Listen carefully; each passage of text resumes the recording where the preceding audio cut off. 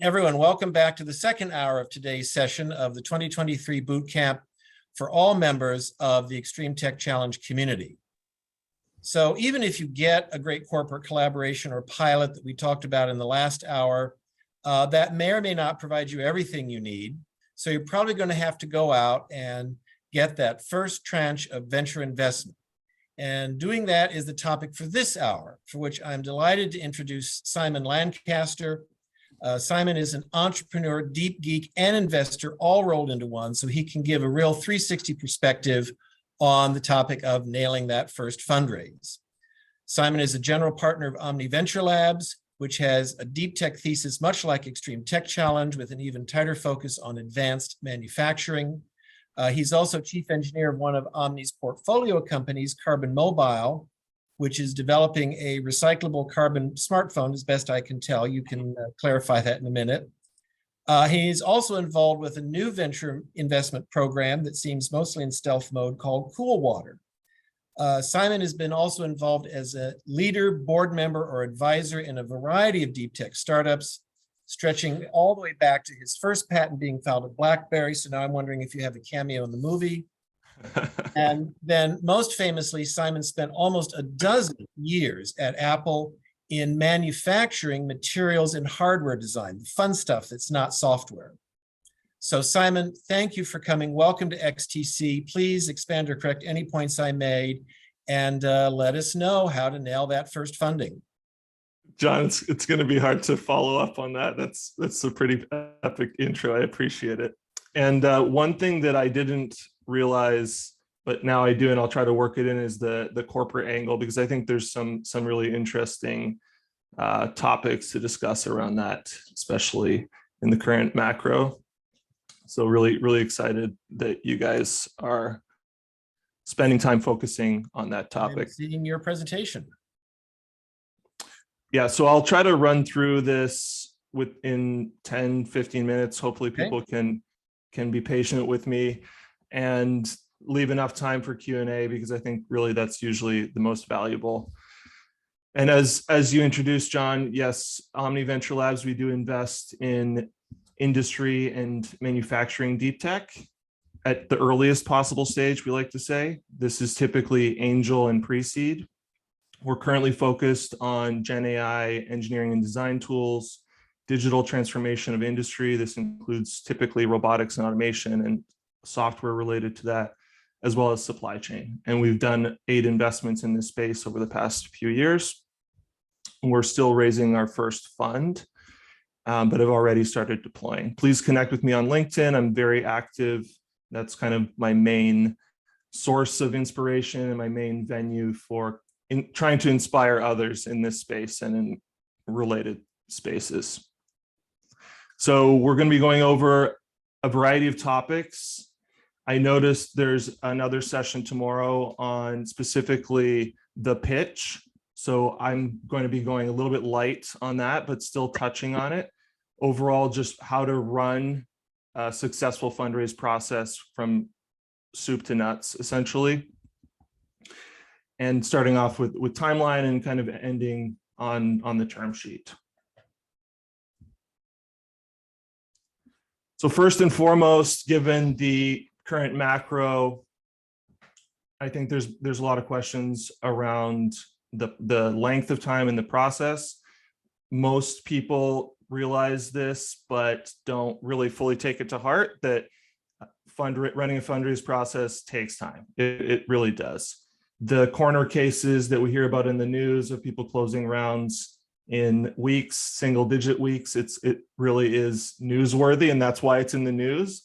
And I know that a lot of founders often kind of feel imposter syndrome, et cetera, when things are taking longer. This is the norm, right? We're seeing in 2020, this data is from, I couldn't find more recent data, but anecdotally, we're seeing even longer times than what we see here from DocSend.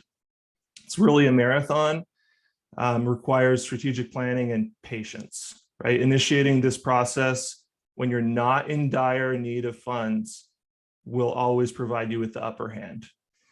And considering the current environment, I would typically plan for 4 to 12 months. That's what we're recommending for our startups, to raise a pre-seed with a proper VC as a lead investor. We'll get into how to do that a little bit later. You know, this may seem lengthy, but it's really crucial to plan properly, dedicate time, and secure the right investment and the right investor as your lead that aligns with your business goals and vision. Moving on to finding the right investor, I'm kind of assuming here that most founders that we're talking to are first-time founders. They don't have extensive networks in Silicon Valley or extensive VC investor networks.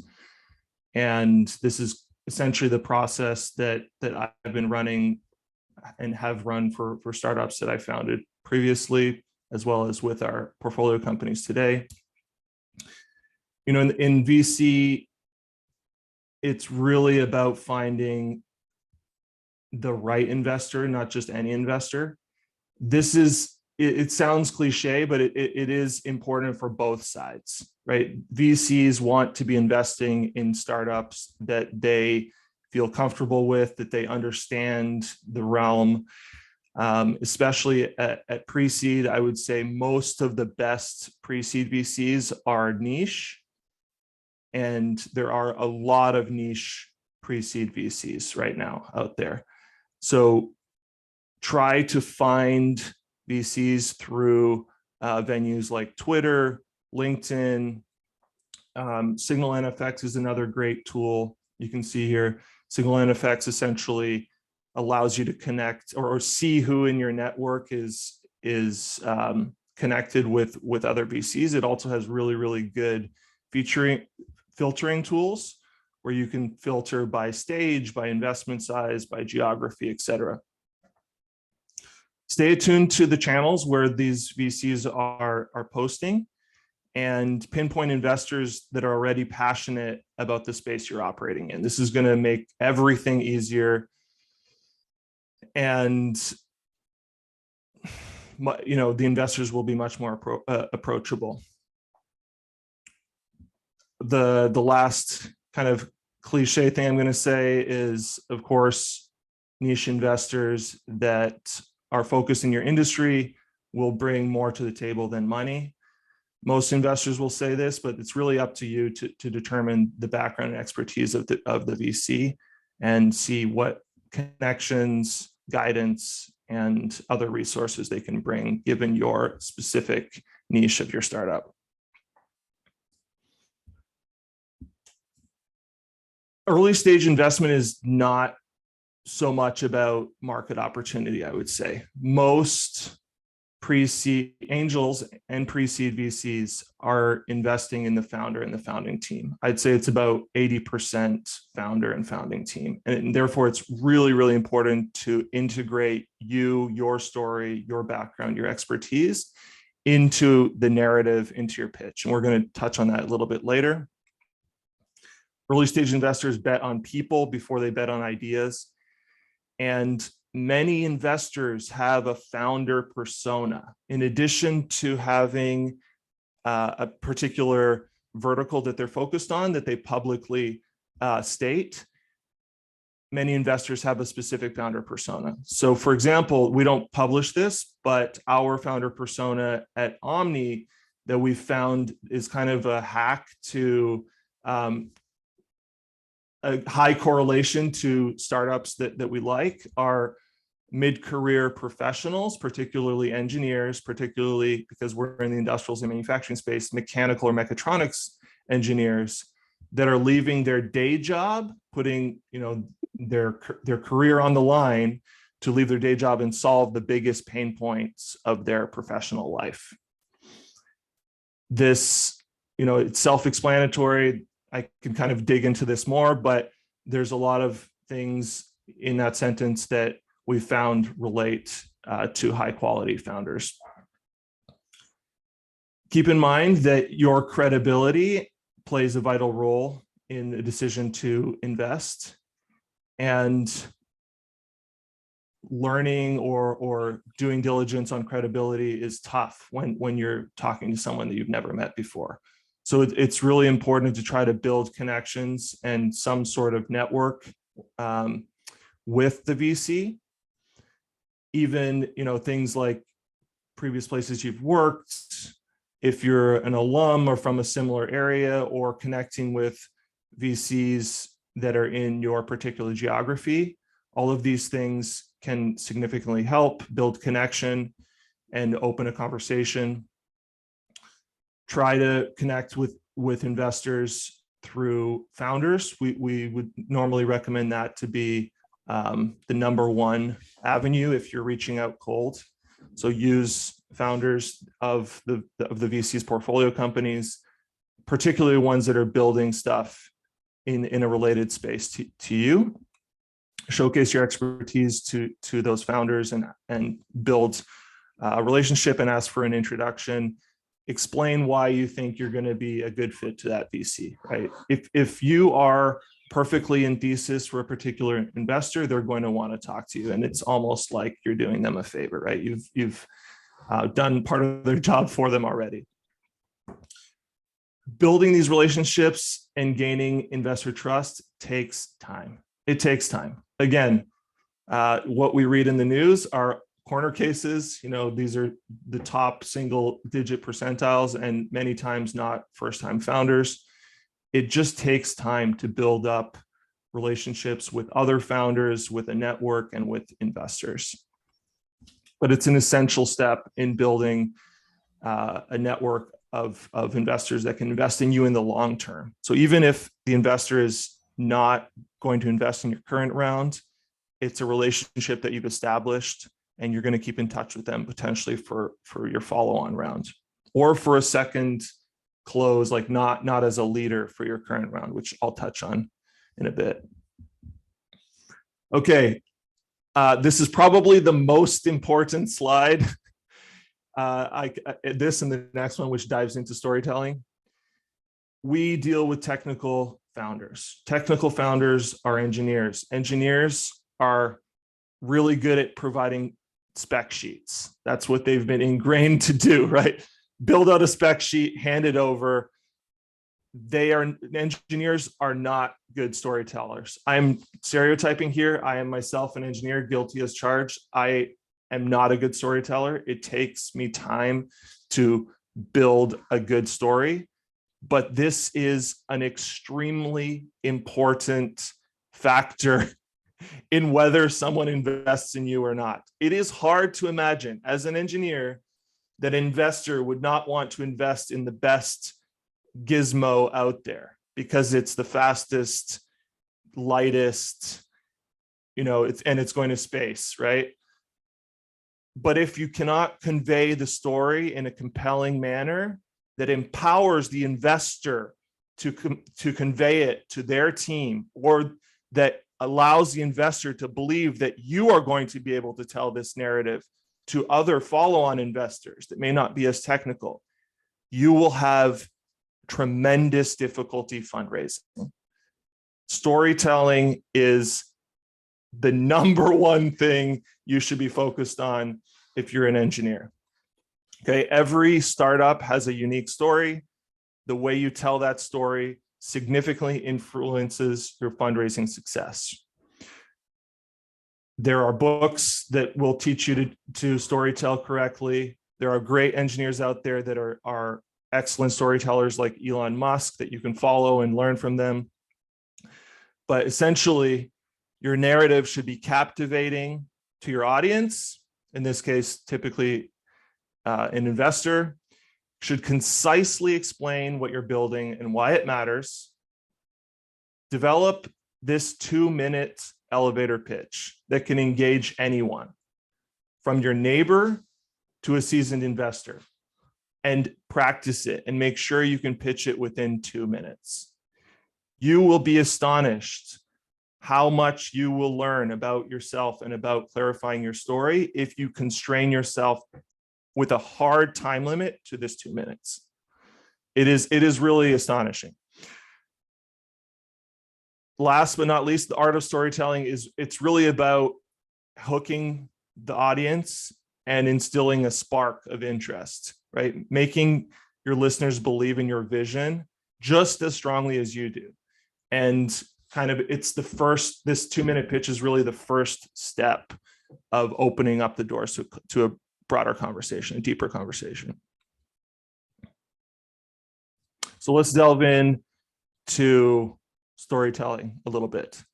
This is the only topic that I'm going to double click on because I really think it is really so important and overlooked, especially. So there are guidelines to storytelling. This is kind of my quick version. So number one, we want to name the enemy. And this is essentially the problem, right? There's an analogy between this and your problem slide on your deck. But by identifying the enemy, we are pointing out a significant user pain point that currently exists. The investor may not be aware of it. It may be an industry-specific one, for example, but it needs to be relatable and explainable and easy to understand.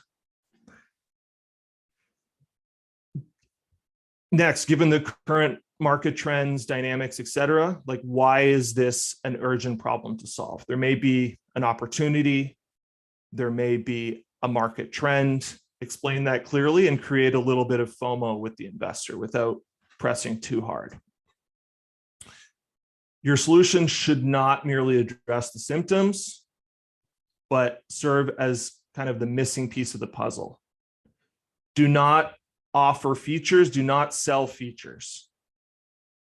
You're selling tangible benefits. Tangible benefits. If you are selling features in this storytelling pitch, you're kind of on the wrong track. Go back to the drawing board and really focus on the benefits of the solution. And how are you going to solve those? Okay, demonstrate it. If you're doing a live demo, show something on your phone or over Zoom, show a demo, some visuals without spending too much time. This can really, really help expedite trust building, and the investor will believe you much more quickly. We're not typically with venture, we're not talking about small scale fixes. This is kind of a given. We're looking at solutions that have the potential to scale massively, right?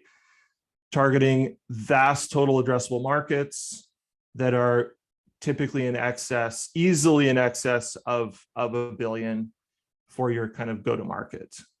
If you are seeing that your total addressable market is in the hundreds of millions of dollars, you should probably look at expanding the total addressable market to one that is more indicative of venture growth potential and venture scale.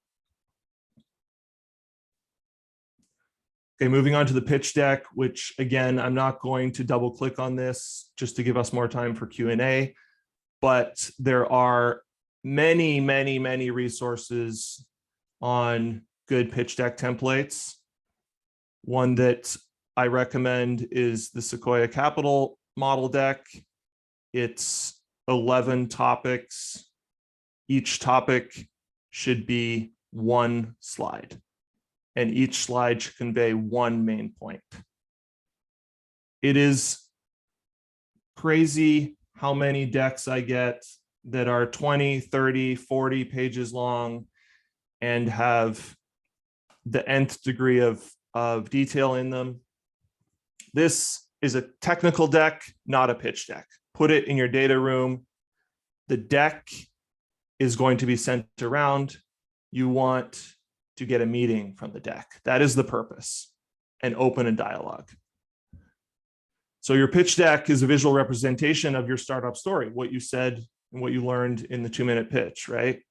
With this slight expansion on visuals, it's really a tool to communicate your vision, right? How big are you envisioning this startup? What's your mission and your plans to potential investors around these topics that are crucial? While it's essential to be comprehensive on these like 11 topics that are here on the slide, it's equally important to be concise. less is really, really more. So just try to reduce the amount of content, the amount of words. Investors flip through decks at a mile a minute. They get dozens of decks a day to review. The average time spent on a slide is around 10 seconds or less. In fact, if an investor likes the space and they like the founders, they will just kind of flip through it quickly and absorb the main points in 2 or 3 seconds per slide. So just keep that in mind. If you can't absorb the main point in less than a few seconds, redesign the slide. DocSend has a ton of research. Highly recommend you guys checking out DocSend's reports. They have really good reports on what order to put slides to get the most engagement.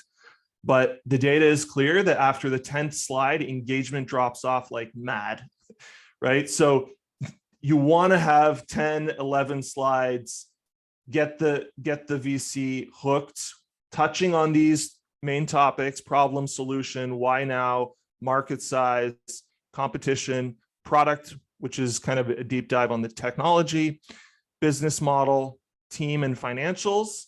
And then if you want to have appendix at the end with super deep technical data or links to your data room, great, do that. But don't start conflating the deck, the main core aspects of the deck, because it just makes things much more burdensome for the other side. Okay, so provide additional data either in follow-up emails or just have a page at the end with links to additional technical data, resources, your patents, whatever. Next, run a meticulous fundraising process. For anyone who's done sales, you will quickly realize that there are significant analogies between high-touch sales and fundraising. Most startups that are running a good process have a very detailed CRM for investors where they list out all the targets from the prior step where we talked about finding investors. List out 100 to 200 target investors, prioritize them. And I also recommend organizing them into types, right? So you can organize by pre-seed or angel. You can organize by industry focus. Many startups will overlap in different industry focuses. For example, you may be an AI startup for industry. You will appeal to general AI funds. You will also appeal to deep tech industry funds or general deep tech funds. The pitch should be different for each of these, and I'll get to how to tweak it in a minute. But it helps to kind of do all of the similar investors more or less at the same time so that you're in that mindset. Okay, I'm pitching to a climate tech VC right now, so I need to make sure to double click on climate. And that's what you're doing kind of for the next few days or week. Take notes of everything. It's hard sometimes to track all the notes. So while you're pitching, so if you're not good at doing that, get a recorder of some sort to record the calls and make it all searchable in your notes or in your CRM. I typically recommend, this is general practice, you're not really fundraising until you have a lead, right? So this is why you want to start early with plenty of runway. Warm up, connect with plenty of VCs. You're going to get people saying they're interested, but they want to follow. Eventually, after a ton of meetings, you'll find a lead for the round. Then you open up the round. That's kind of the ideal scenario. Then you circle back with the follow-ons. And we have another slide on this later. As you build up this list, as you start meeting with people, you're going to get some investors that say they're interested in keeping in touch and following along. add them to your investor newsletter, update them at least quarterly as to progress. Showing progress is probably the best way to continue building trust in a scalable way. Okay, so the first meeting. After storytelling, this is probably the second most important thing and the least talked about and most overlooked thing. So this is also very important. I have a very specific kind of outline here. Most investor first meetings are 30 minutes. And I've done hundreds of these from both sides. This is my personal recommendation and what I highly recommend you try to stick to. Okay, so ask the investor to introduce themselves first. Ideally, you've done a little bit of research and you say, hey, saw you went to Waterloo as well. That's awesome. Studied mechanical engineering. Find some common ground. Ask them to introduce themselves. Break the ice and ask them to introduce themselves. As they do that, you're going to learn about them. Listen, right? Don't just go straight into pitch mode, pitching your startup without really any context whatsoever. Every VC is different, and you want to customize your pitch a little bit to them in a slight way. So after they've introduced themselves, you've listened, you've tweaked your pitch slightly. Maybe they say they really like robotics, and you have a potential application for your startup that relates to robotics. You can double click on that and introduce that in your pitch. New Edinburgh, Glasgow, Nasra, 6 November. And then move on to your introduction. Keep it concise. Use elements from your 2-minute pitch and kind of build up to your startup pitch. Introduce yourself. Like I said, you are a really important aspect of this startup. This is a pre-seed startup with 1 or 2 people. You are super important. Make sure to introduce yourself properly, why you are a great founder for this startup, and why you feel the pain that you are solving. This shows that you're going to be committed for the long haul to solve this problem. Okay, so this schedule 3 minutes for the investor. 5 minutes I have in there as a kind of a Q&A, mini Q&A for you to double click on anything that came up when the investor introduced himself. You give your intro, stick to your pitch for your startup to be 10 minutes or less, and make sure that you leave a little bit of time for the investor to do Q&A at the end. A lot of these meetings the founders spend the full 20-30 minutes pitching. You don't get any time for Q&A. There's no interaction. You cannot build a relationship if there's no interaction. So again, yeah, really important to have a little bit of a relationship building and Q&A.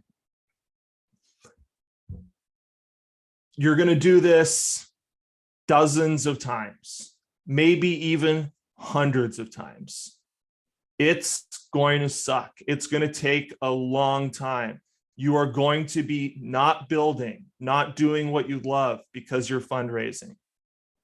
Just mentally prepare for it. You're going to get a ton of no's until you get the first yes.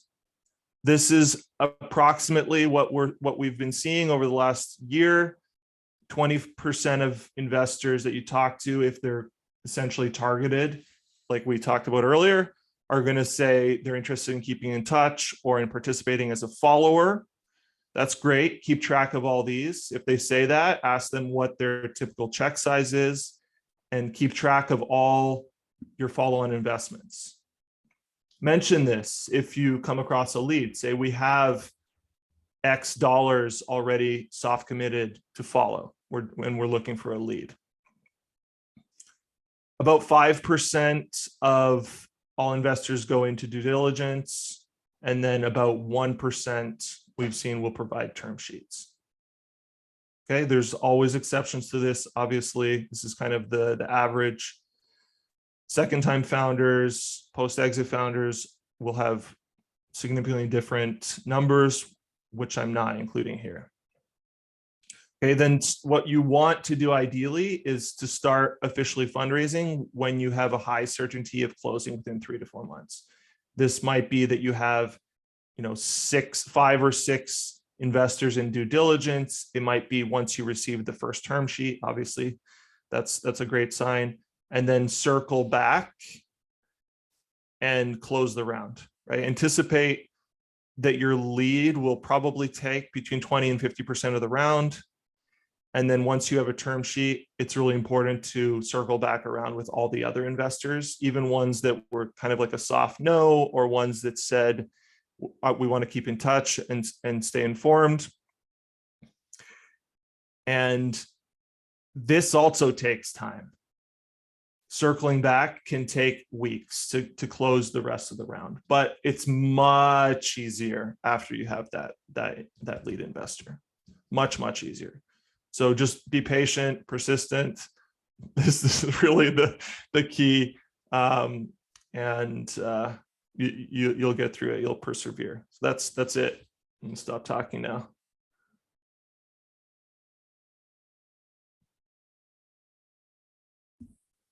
Okay, there's some. Okay, thank you. Any questions in chat or raise your hand? I'm going to start, and I know this probably gets back to selection, but I'm going to double click on it because I think for the XTC crowd, so much venture is focused on software, information technology in general. Right now, the big arousal is about AI. And if you're in some other area, like ag tech or clean tech or clean from ag tech, or even, for example, your carbon phone. I can imagine a lot of VCs like, oh, that looks cool, but it's manufacturing and it's materials. And don't you just have a new version of Tinder? And I'm wondering if you have one of these, I'll say non-big time, has big growth, but it's technically different. What's your view on how you find someone who will give it a good hearing? Yeah. I could talk all day about we got a few minutes. raising for hardware, raising for industrials tech. There are certainly investors that do invest in hard tech and industrials. They are 1% or 2%, right, of the total investor market. There have been some good signals recently. So Lux, Eclipse, they just raised their largest funds ever, focused on deep tech and hard tech. So that's great, and that's going to drive more of the earlier stage investors to raise funds as well as they've moved up market.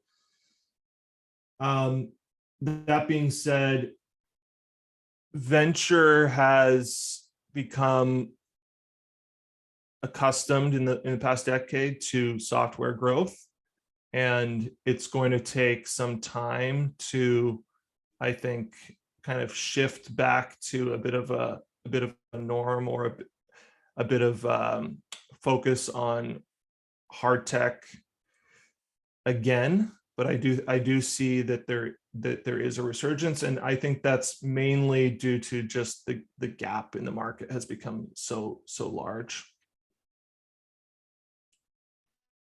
And there is a huge market for industrials technologies, and it's becoming aged, right? It needs to be modernized. That's kind of the thesis for our fund. That being said, what we have seen work well as some hacks in this space is to have a monetization model that includes data in some way. That's usually a great initial kind of go-to-market, or even a option to monetize once you scale. So what we're talking about there is bits and atoms plays. So hardware plus software, where the hardware is a moat for the software revenue. That's been very well received recently, especially in deep tech circles.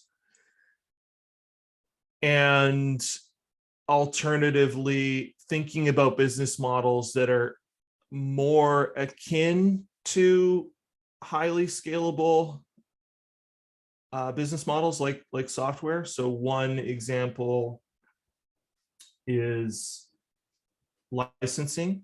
So I'll talk specifically about Carbon Mobile since you keep bringing it up, John. So Carbon Mobile did go to market with a smartphone, which they produced. Their underlying technology, however, is related to materials science and enabling carbon fiber to work with electronics and embedded with electronics and antennas in particular. That was their edge. That was why they were able to ship such a lightweight phone. They shipped the lightest and thinnest phone in the world. Once they went out to raise major league venture funding beyond the initial, they raised about 2 million in angel and European micro VC. They pivoted their business model away from being a phone OEM towards being an enabling technology company. So essentially licensing their technologies through contract manufacturers to the brands, meaning they don't need to build a factory, which is very CapEx intensive and difficult to scale. They're contract manufacturing. And they're now, instead of competing with the Samsungs and Apples of the world, they are a supplier to the Samsungs and Apples of the world. So with the exact same kind of underlying technology and patent portfolio, they were able to find a business model that is more venture scalable, right? It's still not software venture scalable, but it's more akin to it. Okay, I'm going to go to Miguel because I see he has his hand raised. And I quickly looked him up, and it's something about Web3 in the rainforest. So that is definitely not your standard pizza delivery app. So Miguel, what is your, okay, if you have a video, let's see you, and what's your question? Hello, and thank you for the time here to place the question to Simon.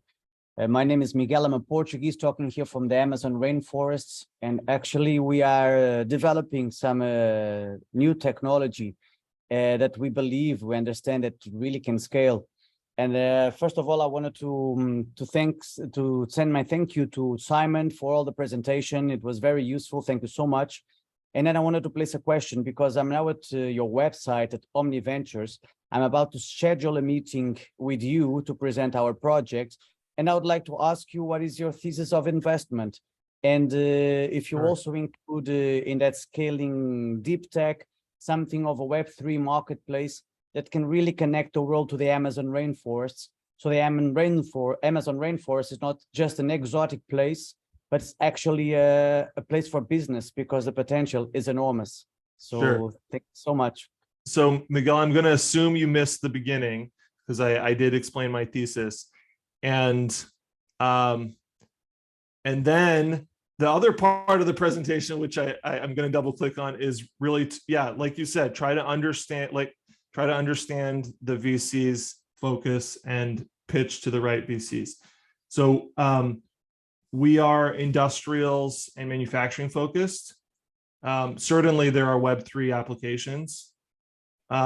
We do some stuff with climate tech, but I would say you really want to be looking for climate tech VCs because we're not fundamentally a climate tech fund, and or Web3 plus climate tech VCs, which I'm sure there are plenty of. But yeah, I'm happy to chat more if you schedule a 15-minute call on the website. Thank you, Simon. Thank you. For sure. And I think that is a very good point. And I know one of the things, and you may have said this, is just to look at their own portfolio and see if you look like what's in their portfolio. Yeah, that can work. I think the challenge is that VCs are often forward-looking or trend-seeking. So the past portfolio is not always equal to the future, what they're seeking currently or in the future. It can give you an indication though. And then I would say also just following what they're currently talking about on social media is probably the best way in addition. And then Nasra asked a question. And let me ask Oh, this is a really good question. Okay, so Nasra asked, do you think it's helpful to do a tour of Silicon Valley or other major cities to meet investors during a seed round? The answer is yes, absolutely. It's a very good idea. I don't have that graph handy, but we talked about connecting, and on one of my slides I had in person is don't underestimate in-person meetings. They are extremely memorable. We are all human at the end of the day, and we have 5 senses which pique our memory and keep people top of mind that we met in person and that interacted with. Silicon Valley is a very unique place. The amount of VC dollars in Silicon Valley is like 100x everywhere else combined. It's just insane. So there is no comparison. So if you have the luxury of coming to Silicon Valley, especially during an event week, so there's, for example, San Francisco Tech Week, SF Tech Week coming up the last week of May, you will meet a ton of people, founders that have fundraised, founders that are currently fundraising, VCs, angels, all sorts of investors that will be very, very helpful. And we've had founders come from Canada and from Germany and from Europe. And they say it's a kind of a life-changing experience to come to Silicon Valley and line up a bunch of meetings. You'll also have a much higher likelihood of actually scheduling meetings if you say you're coming or you're in town already. Preferably you arrange it before you're in town, unless you're here for a month or more. Yeah, I scroll down. He had that second question about how you're one of the few that have an open Calendly and how do you get people to respond? And I guess part of your answer is if you can find a meetup event like that, Yeah, you can physically accost them. yeah, I do have an open Calendly, but I also screen fairly heavily at this point. And anyone who hasn't kind of interacted with me or at least read our thesis in detail and included why they want to talk or why what they're building is related to us, I usually will email them, cancel and email them back and just say why. Okay. And I think, Juliet, I pinged you that Juliet's another non-IT software-ish kind of startup. Did you have a question? Sure. You had mentioned kind of the tweaking your pitch deck, especially if you're a multi-industry kind of focused. And so for me personally, just to give a little background, we're mostly an agricultural play, but we're climate smart agriculture. So sure. I'm curious on how tweaking for those industries, like if I look for clean tech, they're usually looking for some massive amount of carbon sequestration that I can't, like, how do you tweak when you're not exactly into that thesis? Do you have just any kind of wisdom on that tweaking process and when you're not a perfect between fit? and betwixt one and another thesis? Yeah. So that's a good question. I would have like a few different slides that touch on the different topics, like maybe an ag tech slide, a climate tech slide, and whatever else you maybe an AI, for example. Okay, and then depending on the fund, you would emphasize the topic more or less, depending on kind of what their intro is. Like there may be ag tech focused funds, and I'm sure there are, that have an interest in climate, but they are not a climate tech fund. So in that case, you mention, hey, by the way, we also have a great impact story, and here it is. Would you like to dig in, right? For example. And I guess the other part of your question was, what if you don't feel like you're impactful enough, or like that you fit the thesis enough? That's an interesting one. Like with the climate example, I would just be honest about it. Just say, hey, you know, we do have a climate angle. It's not the core, but here it is. And don't embellish it, but don't be ashamed of it either, right? It is what it is. Maybe offer an opportunity to expand on it. Be like, you know, we could double click on this, that we could invest more in this if we did X, Y, and Z. I typically don't recommend brainstorming with VCs until you've built a bit of a rapport, but you can kind of offer the future horizon, right? There's what you're doing now, and then what you're going to be doing, right? As a pre-seed and seed startup, you typically want to be focused on what you're going to be doing. That's helpful. Thank you. There's this thing on that. Sorry, just want to mention to everyone. There's this thing called the 3 horizons that McKinsey wrote an article about, and they consult on the topic. It is really, really, really a really cool concept, and it helps with many, many things. It's called the 3 horizons. It's like what you're doing now, where you want to go, and then like beyond where you want to go. Like what's the potential on the other side of the mountain that you can't even see yet? You can only imagine. And it's a really cool topic for learning how to communicate with other executives and VCs and stuff. Yeah.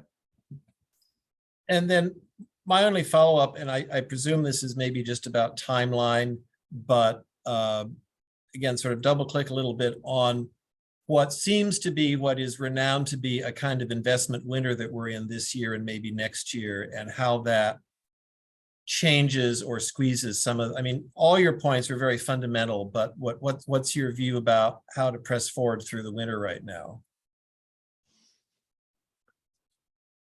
It's tough. It's tough times, right? This is akin to some of the major downturns we've seen. Try your best to extend runway however you can.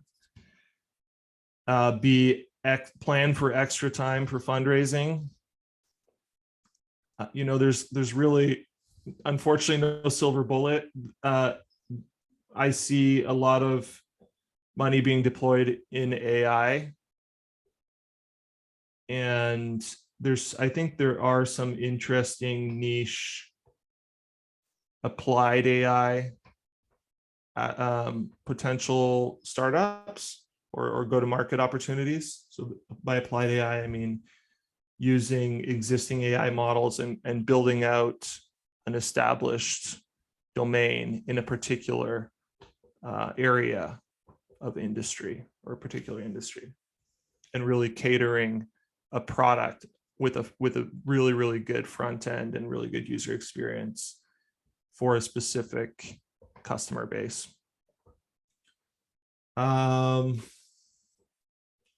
And you know, build relationships and don't underestimate kind of the need for peer support. I would say that's just yeah, mental health is important, as we all know.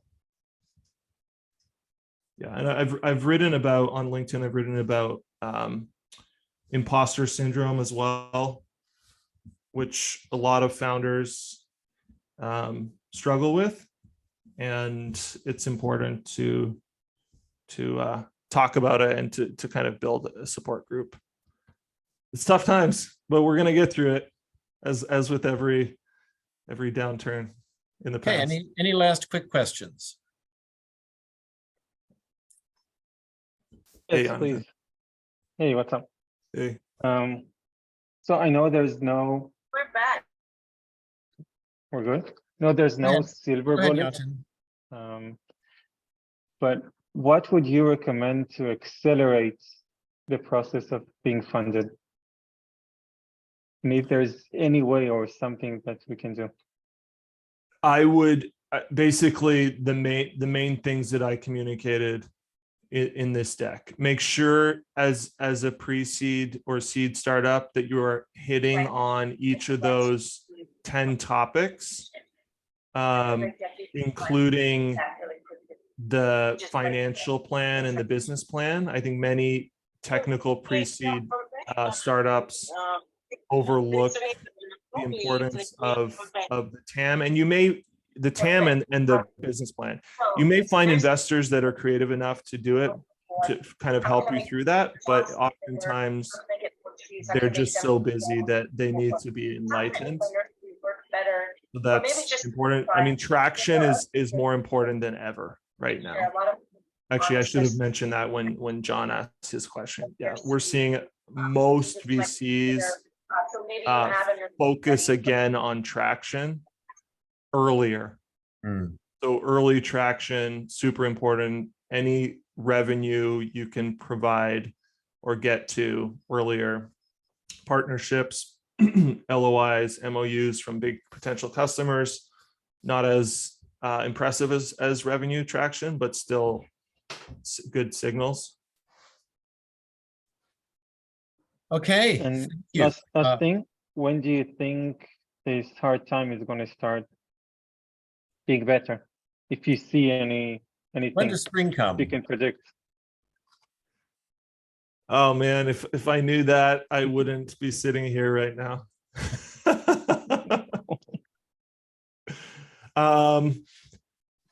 I think we're going to see an AI boom and an AI bust in the next, 24 to 36 months. The boom. Yeah, that's all I know right now. I'm not going to go out on a limb any further than that. Thank you, Simon. For sure. Thanks, Jonathan. And I'll also thank Simon. We're at the end of our hour.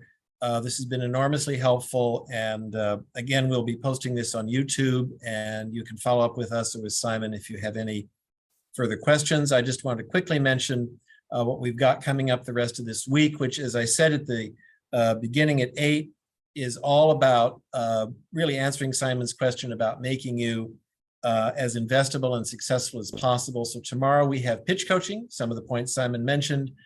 We're going to talk about a different flavor of venture capital, which is corporate venture capital tomorrow.